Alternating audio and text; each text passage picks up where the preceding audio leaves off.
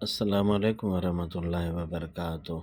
ابن صدیق محمد حضور بھائی صدیقی مجددی سجادہ نشین درگاہ علی مسکین پور شریف شداد کوٹ سندھ سے خدمت میں حاضر ہے۔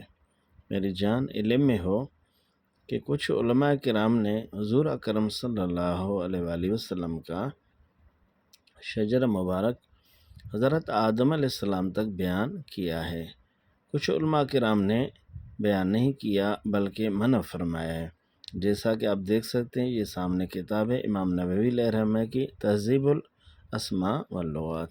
اس کے صفحہ نمبر 21 پہ لکھتے ہیں، یہ آپ دیکھ سکتے ہیں، وہ حضور کا نام مبارک ہے محمد بن عبداللہ، پھر یہ یہاں کے آ کر عدنان الہنا وہ اجماع الامت، یہاں تک اجماع امت ہے، وہ یہاں تک ماد بن عدنان تک۔ پھر فرماتے ہیں اما بعد الی آدم فیختلف فی اشد اختلاف، اس کے بعد آدم علیہ السلام تک، عدنان کے بعد اس میں علماء کا سخت اختلاف ہے۔ قال العلماء ولا یصح فی شیء یعتمد، علماء نے کہا کہ اس کے بعد عدنان کے بعد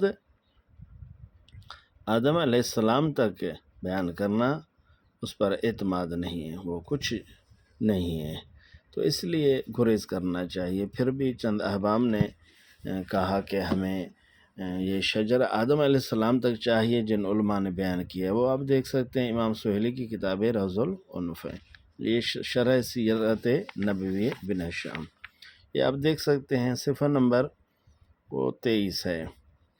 یہاں پہ یہ حضور کا نام مبارک ہے محمد صلی اللہ علیہ وسلم بن عبداللہ بن عبد المطلب، یہ آپ دیکھ سکتے ہیں۔ اور پھر یہاں پہ یہ جو اوپر سطر ہے یہ لکیر سے، یہ ہے سیرت ابن ہشام میں، یہ روض العنف ہے امام سہیلی کی ہے، ان کی شرح ہے۔ پھر اس کے بعد وہ یہ آپ دیکھ سکتے ہیں،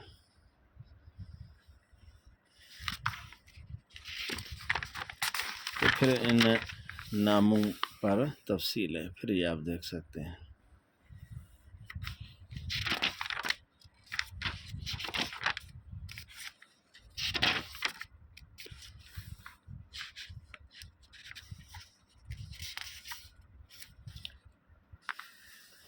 اور پھر یہ آپ دیکھ سکتے ہیں، وہ یہاں پہ او بن آدم تک ہے، شیز بن آدم تک۔